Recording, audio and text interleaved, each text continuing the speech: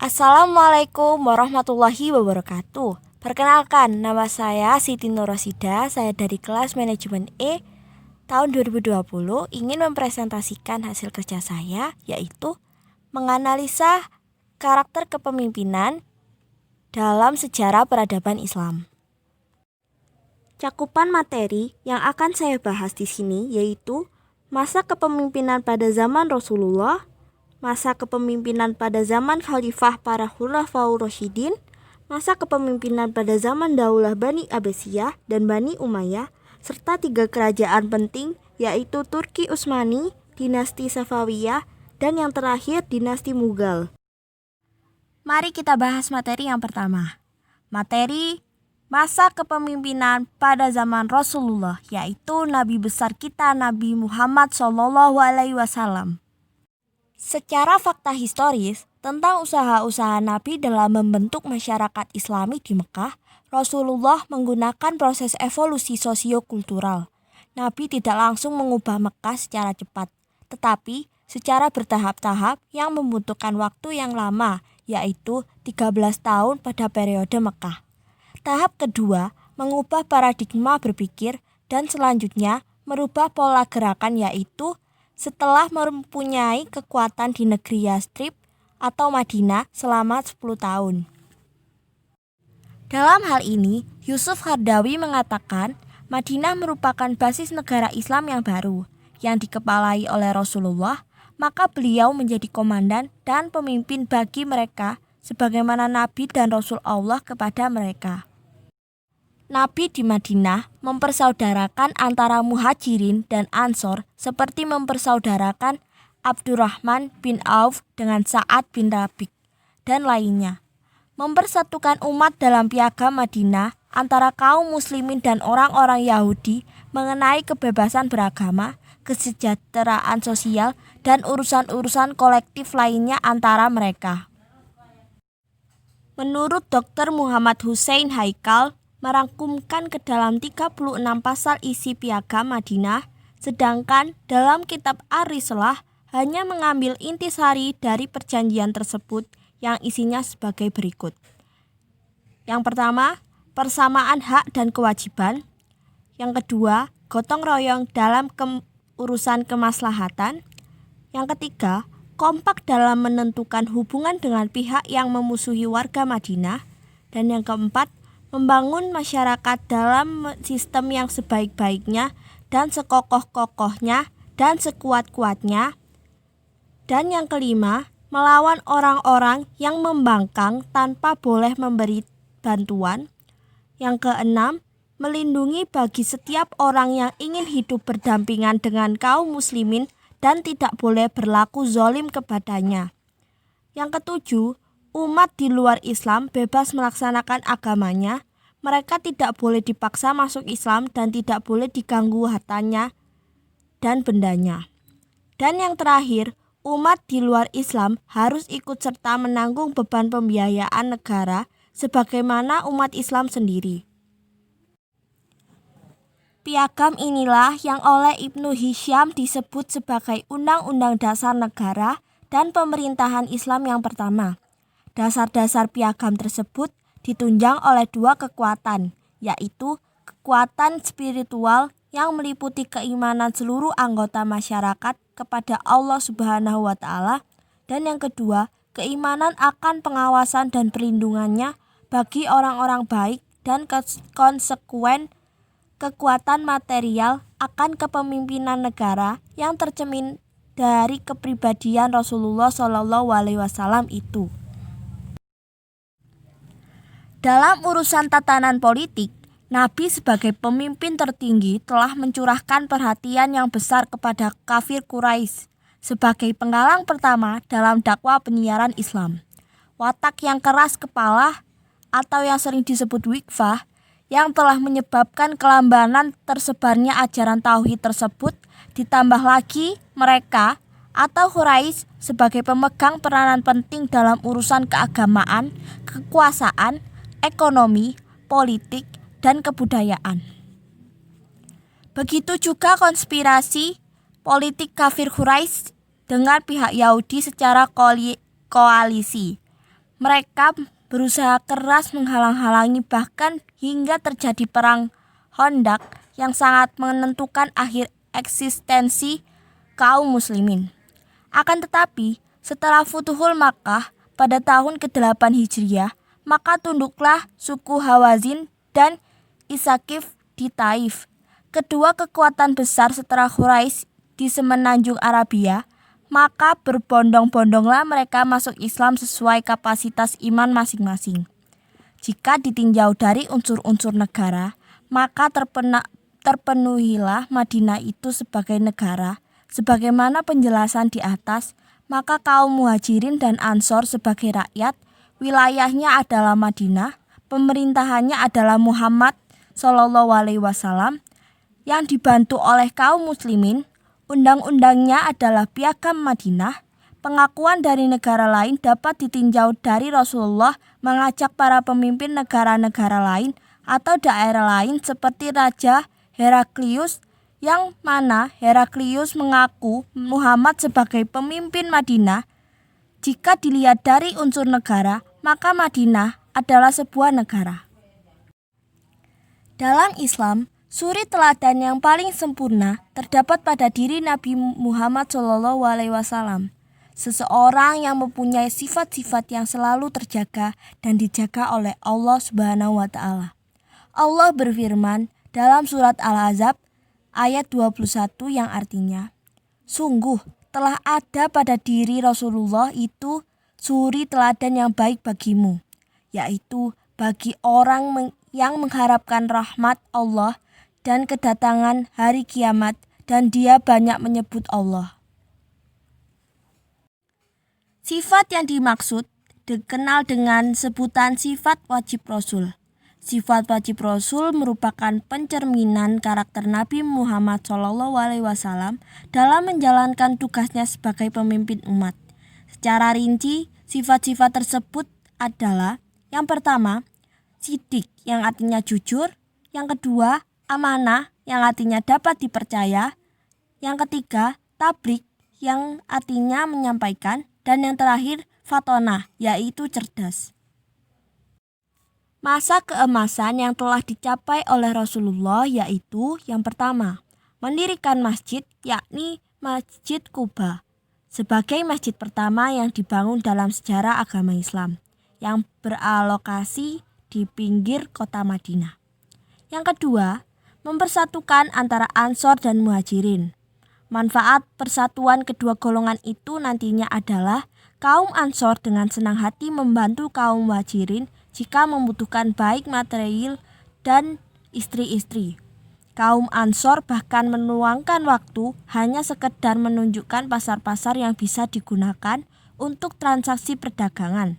Lebih dari itu, bahwa upaya pemersaudaraan antara kedua golongan ini sebenarnya Nabi SAW telah menciptakan suatu persatuan yang berlandaskan agama sebagai pengganti persaudaraan yang berdasarkan kesukuan seperti banyak yang dia anut sebelum kedatangan Nabi SAW.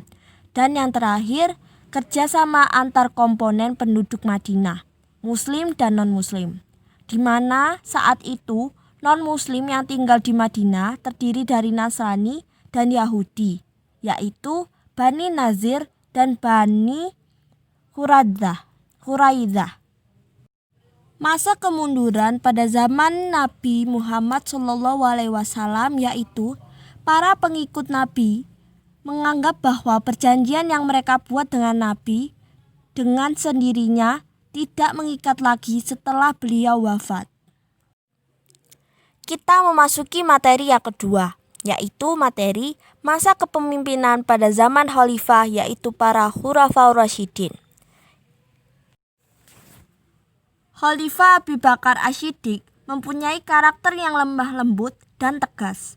Dalam suasana yang kacau, pemimpin yang berkarakter seperti Khalifah Abu Bakar Asy-Syiddiq sangat diperlukan.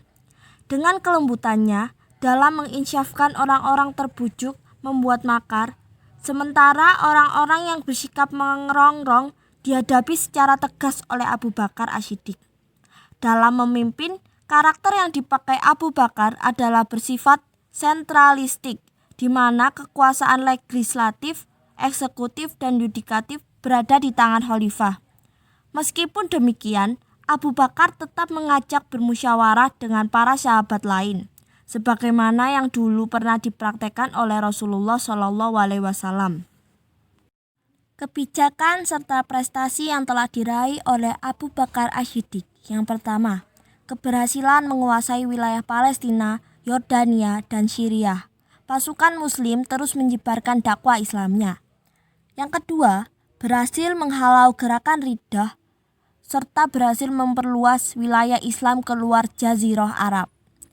Yang ketiga, pengumpulan lembaran suhuf, ayat-ayat suci Al-Quran yang berupa kulit kayu, tulang belulang, dan ada juga yang berupa tulisan di atas batu.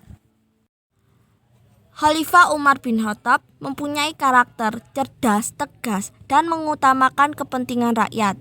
Kecerdasannya ini sangat diperlukan untuk membangun dasar-dasar kemasyarakatan yang islami. Beliau juga merupakan tipe yang demokratis dan inklusif. Ia mau dikritik dan mau mendengar saran dari orang lain. Hubungan antara penguasa dan rakyat juga sangat demokratis, bersifat transparan, adaptif, dan dinamis. Manajemen seperti itu rupanya menjadi salah satu faktor internal keberhasilan kepemimpinan umat. Kebijakan serta prestasi yang telah diraih yaitu penaklukan wilayah Romawi yang mencakup Damaskus, Syria Utara, Darussalam, Parsi, dan Mesir.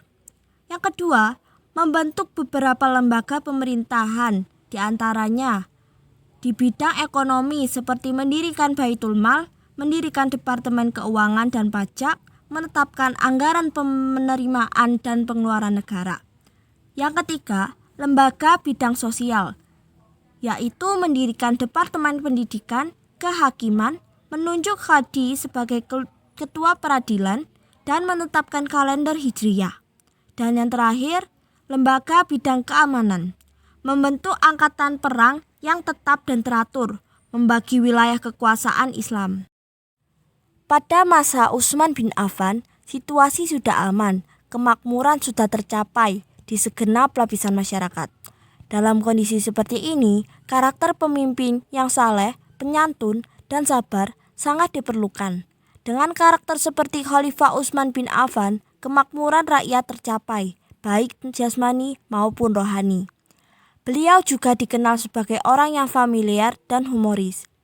Namun, kemudian karakter yang seperti ini malah berdampak kurang baik, yaitu munculnya nepotisme dalam kepemimpinan Utsman. Kemudian banyak pejabat negara dan kerabatnya sendiri kurang mengakomodir pejabat di luar kerabat beliau. Inilah yang kemudian menyebabkan munculnya kerusuhan, kecemburuan, dan pengolakan pemerintahan. Berikut kebijakan serta prestasi yang telah diraih oleh Utsman bin Affan. Yang pertama, memperluas wilayah Islam mulai dari benua Asia, Afrika, serta benua Eropa. Benua Asia meliputi Tabaristan, wilayah seberang Sungai Jihun, Harrah, Kobul, Turkistan, dan Armenia. Benua Afrika meliputi Barkah, Tripoli Barat, dan Nubah, serta benua Eropa yang meliputi Pulau Cyprus dan Konstantinopel, serta memperkuat pasukan muslimin angkatan laut. Yang kedua, pembukuan dan penggandaan mushaf Al-Quran yang sebelumnya masih berupa suhuf yang disimpan di rumah Ummul Mukminin Hafsah, sehingga kaum muslimin mengenalnya dengan mushaf Utsmani. Dan yang terakhir, memperluaskan Masjid Nabawi di Madinah Al-Munawwarah. Khalifah yang terakhir yang akan kita bahas yaitu Ali bin Abi Thalib. Sayyidina Ali dikenal sebagai khalifah yang pemberani, cerdas, pandai berperang, dan pandai menulis. Beliau juga seorang orator ulang. Sebagai masa peralihan dari Khalifah Utsman bin Affan ke Khalifah Ali bin Abi Thalib, kekacauan kembali terjadi. Dalam kondisi negara yang seperti itu, karakter pemimpin yang tegas dan mengutamakan kebenaran sangat diperlukan. Sayyidina Ali mempunyai karakter yang tepat. Ketegasan Sayyidina Ali dalam membela kebenaran mirip dengan Khalifah Umar bin Khattab. Beliau adalah tipe orang yang suka berterus terang. Beliau tidak takut kepada celaan siapapun yang menjalankan kebenaran, meskipun hal tersebut beresiko bagi dirinya. Oleh sebab itu, setelah diangkat menjadi khalifah, Sayyidina Ali mengambil langkah-langkah tegas. Yang pertama, memecat kepala-kepala daerah yang diangkat oleh Utsman dan dikirimlah kepala yang baru untuk menggantinya. Yang kedua, mengambil kembali tanah-tanah yang dibagikan Utsman bin Affan kepada kerabatnya tanpa jalan yang sah. Demikian juga hibah atau pemberian Utsman kepada siapapun yang tidak beralasan diambil kembali oleh Ali untuk dikembalikan kepada negara. Kebijakan serta prestasi yang telah Sayyidina Ali peroleh yaitu menerbitkan penggunaan fasilitas pemerintahan oleh pejabat pemerintah. Yang kedua, pengembangan ilmu pengetahuan dan peradaban. Yang ketiga, mengembangkan kajian bahasa Arab menjadi sebuah kajian ilmu yang sistematis. Dan yang terakhir, merumuskan kaidah-kaidah bahasa Arab yang sekarang lebih dikenal dengan nahwu, dengan tujuan untuk mempermudah memahami bahasa Arab yang menjadi bahasa Al-Quran dan hadis. Kita memasuki materi yang ketiga, yaitu Daulah Bani Umayyah. Akibat perubahan sistem pemerintahan, yaitu sistem pergantian khalifah melalui garis keturunan adalah suatu yang baru atau bid'ah bagi tradisi Islam yang lebih menekankan aspek senioritas. Pengaturannya tidak jelas. Ketidakjelasan sistem pergantian khalifah ini menyebabkan persaingan yang tidak sehat di kalangan anggota keluarga utama. Latar belakang terbentuknya dinasti Umayyah tidak bisa dipisahkan dari konflik-konflik politik yang terjadi pada masa Sayyidina Ali. Pertentangan etnis antara suku Arabia Utara atau Bani Hais dan Arabia Selatan atau Bani Kalbu yang sudah ada sejak zaman sebelum Islam makin meruncing. Lemahnya pemerintahan yang disebabkan sikap hidup mewah di lingkungan istana. Dan yang terakhir, munculnya kekuatan baru yang dipelopori oleh keturunan Al-Abbas ibnu Al-Muttalib. Gerakan ini mendapat dukungan penuh dari Bani Hashim dan golongan Syiah, dan kaum Mawali yang merasa dikelas duakan oleh pemerintahan Bani Umayyah. Berikut dampak dari sistem pemerintahan baru Islam pada Daulah Bani Umayyah. Yang pertama, perkembangan ilmu pengetahuan. Contohnya, kehidupan ilmu dan akal, dibangunnya masjid pusat kehidupan ilmu, pembukuan ilmu, pusat kegiatan ilmiah, ilmu qiraat, ilmu tafsir, dan lain-lain. Yang kedua, perkembangan seni dan budaya. Contohnya seni bangunan, seni rupa, seni suara, seni bahasa, seni pidato, serta seni mengarang atau insya. Yang terakhir, perkembangan dalam bidang sosial.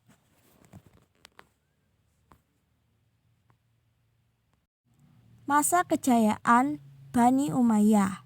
Masa kekhalifahan Bani Umayyah berlangsung selama 91 tahun, yaitu sejak tahun 41 Hijriah pada masa kekhalifahan Muawiyah bin Abu Sufyan hingga tahun 132 Hijriah pada masa kekhalifahan Marwan bin Muhammad atau Marwan II.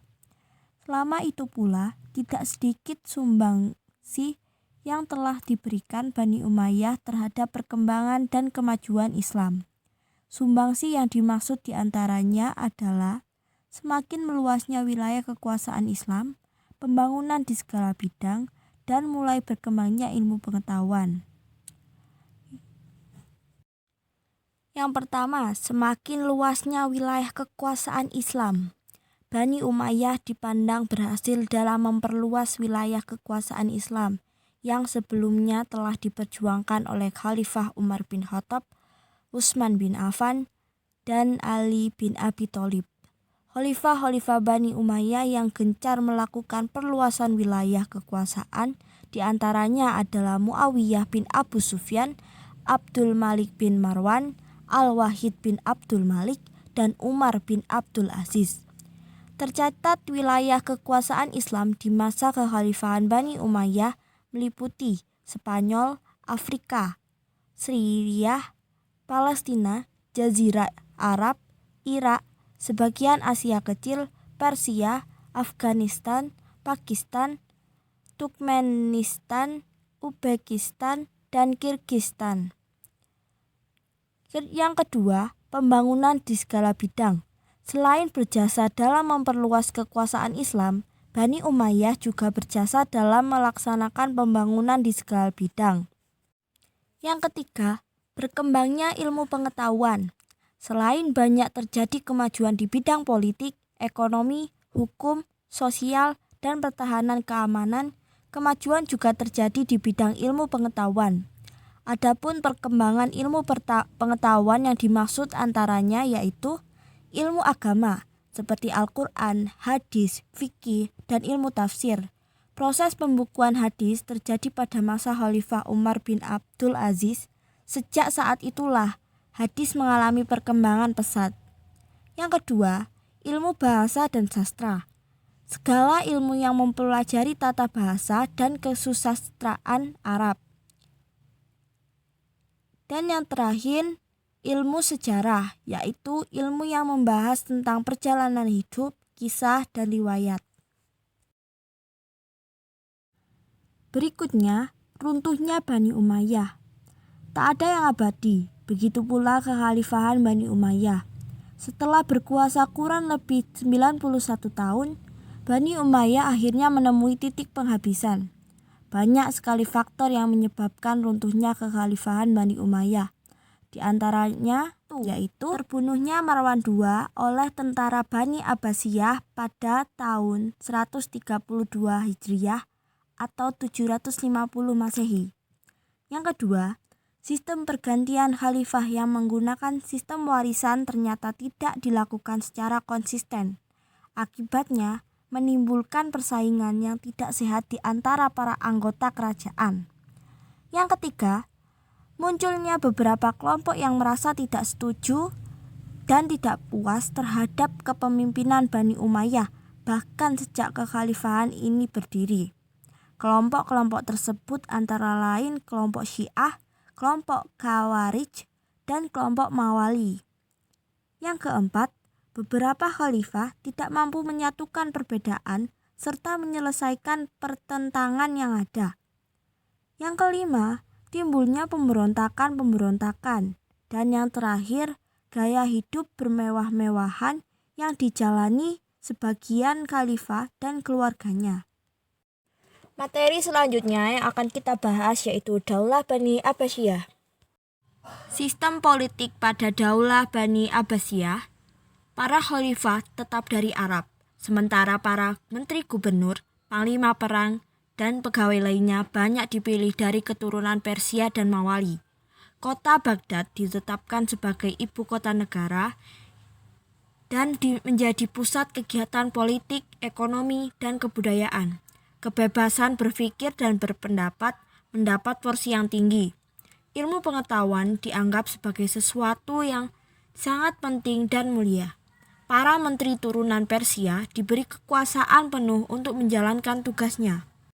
Kebijakan politik yang telah ditetapkan pada masa Daulah Bani Abbasiyah yaitu memindahkan ibu kota dari Damaskus ke Baghdad. Yang kedua, memusnahkan keturunan Bani Umayyah.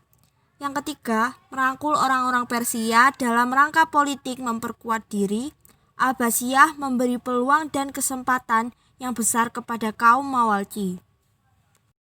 Masa keemasan pada Daulah Bani Abbasiyah dimulai sejak pemerintahan pengganti Khalifah Al-Mahdi dan mencapai puncaknya di masa pemerintahan Khalifah Harun al-Rasyid.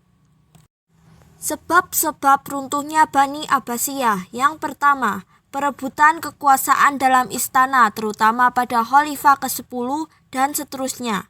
Yang kedua, Perang Salib pada tahun 1095 sampai 1289 Masehi yang berlangsung selama 2 abad.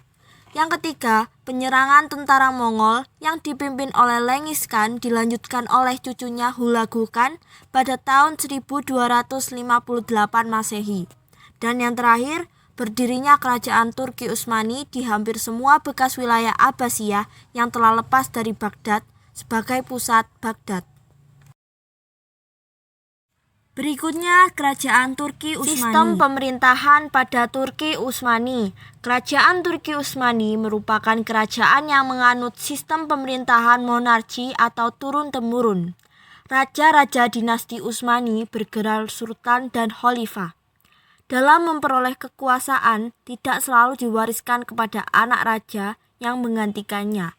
Seorang sultan juga dibantu oleh seorang mufti dalam menjalankan pemerintahan atau yang lebih dikenal dengan Syekhul Islam dan Syekhul Adam. Syekhul Islam mewakili bidang agama, sedangkan Syekhul Adam di bidang duniawi. Runtuhnya Turki Utsmani disebabkan oleh yang pertama, tokoh utama gerakan nasionalisme adalah Mustafa Kemal Atatürk. Dia dilahirkan di Salonika pada tahun 1881 Masehi dari keluarga modern. Yang kedua, pada permulaan bulan Juli 1920, dia membentuk National Assembly atau Dewan Nasional di Ankara. Yang terakhir, untuk merubah Turki menjadi Turki modern, Mustafa melakukan 2 proses, yaitu menghapuskan kesultanan dan memproklamasikan Turki menjadi republik. Berikutnya adalah dinasti Safawiyah. Pada abad ke-15, Safawiyah kemudian berubah karakter dan menjadi militan di bawah Sheikh Junaid dan Sheikh Haidar.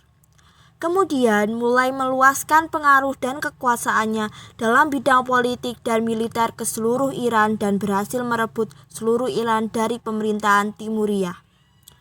Pada abad ke-15, Kesultanan Utsmaniyah mulai memasuki daerah orang Persia, mengakibatkan perang Utsmaniyah dan Safawiyah. Sebagai balasan, pengikut Safawiyah dari Ardabil merebut Tabriz dari Turki di bawah pimpinan Alwan.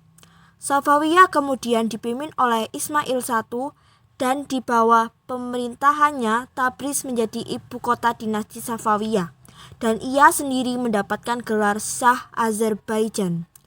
Kemudian Ismail I berhasil mencapai barat laut Iran dan merebut semua wilayah Iran dari Turki. Pada tahun 1511, tentara Uzbek berhasil diusir ketika Ismail I berkuasa. Ia menjadikan bahasa Azeri sebagai bahasa resmi. Pada saat dinasti Safawiyah mengalami puncak kejayaan, sastra, kesenian, dan arsitektur Persia berkembang pesat dan contohnya adalah pembangunan alun-alun Naqshi Jahan di Isfahan. Dalam bidang ekonomi, perdagangan Iran berkembang karena letaknya di tengah-tengah jalur sutera. Pada masa kejayaannya ini disebut-sebut sebagai salah satu negeri Mesyu Islam dan juga memiliki pengaruh yang kuat di wilayah Timur Tengah, sehingga termasuk dalam salah satu kekuatan besar pada masa itu. Ismail memiliki korps musketir atau Tofangci berjumlah 8.000 pada tahun 1521 menjadi 20.000. Setelah Abbas Agung mereformasi tentara sekitar tahun 1598, pasukan Safawi memiliki pasukan artileri 500 meriam serta 12.000 prajurit bersenjata api. Beberapa penguasa juga melakukan diplomasi dengan kerajaan Eropa, seperti dengan dinasti Kerajaan Safawiyah mulai surut pada abad ke-17. Raja-raja Safawiyah semakin lama semakin tidak efisien dan suka hidup berfoya-foya. Iran juga terus diserang oleh Turki Utsmaniyah, Afgan dan Arab. Pada tahun 1698, Kerman direbut oleh orang Balok, sementara Khorasan ditaklukkan oleh orang Afgan pada tahun 1717. Selain itu, Safawiyah turut berhadapan dengan ancaman baru, yaitu Kekaisaran Rusia di sebelah utara dan serangan tentara Mughal di sebelah timur. Lebih buruknya lagi, ekonomi Safawiyah merosot akibat perubahan jalur perdagangan antara timur dan barat, sehingga jalur sutera tidak lagi digunakan. Dinasti Safawi ditaklukkan dan Iran dikuasai oleh dinasti Hotak dari Afghanistan pada tahun 1722 sampai 1729, hingga restorasi dinasti Safawi dengan bantuan Jenderal Nader Shah. Pembahasan yang terakhir yaitu dinasti Mughal. Masa keemasan pada zaman dinasti Mughal. Peradaban Islam di India sempat menorehkan tinta emas kejayaannya, salah satunya ketika kerajaan Mughal berdiri dan tumbuh dengan pesat. Pada era tersebut, Mughal menjadi negara adikuasa dan tercatat sebagai salah satu kerajaan terbesar di dunia. Selama masa kejayaannya, kerajaan Mughal menguasai wilayah yang amat luas, meliputi Kabul, Lahore, Multan, Delhi, Agra, Oudh, Allahabad, Ajmer, Gurujat, Melwa, Bihar, Bengal, Khandesh, Berar, Kashmir, Bajipur, Golconda, Lahore, dan Trichinopoli. Dalam bidang ekonomi, Mughal telah mengekspor kain ke Eropa. Kerajaan ini juga merupakan produsen rempah-rempah, gula, garam, wol, parfum, dan aneka produk lainnya. Di bidang pendidikan dan pengetahuan, Mughal juga mencapai prestasi yang gemilang. Bangunan seperti madrasah, masjid, dan perpustakaan tersebar luas di wilayah kekuasaan Mughal. Pada tahun 1641 Masehi, perpustakaan di Agra telah memiliki koleksi buku sebanyak 24.000. Ilmu pengetahuan berkembang sangat pesat. Di bidang arsitektur, kerajaan Mughal telah memiliki bangunan yang megah, seperti Benteng Merah, Masjid Jami, Taj Mahal, istana yang megah di Delhi dan Lahore, serta makam-makam yang sangat mengagumkan. Beragam karya sastra bermunculan di India pada masa kekuasaan dinasti ini. Kemunduran dinasti Mughal disebabkan oleh beberapa hal, antara lain: yang pertama, perebutan kekuasaan pada periode Sultan lemah dan juga serakah. Yang kedua, kebijakan represif Sultan Aurangzeb yang menimbulkan banyaknya pemberontakan. Yang ketiga, konflik agama. Yang keempat, saling merebut pengaruh dalam kegiatan perdagangan. Dan yang kelima, intervensi asing.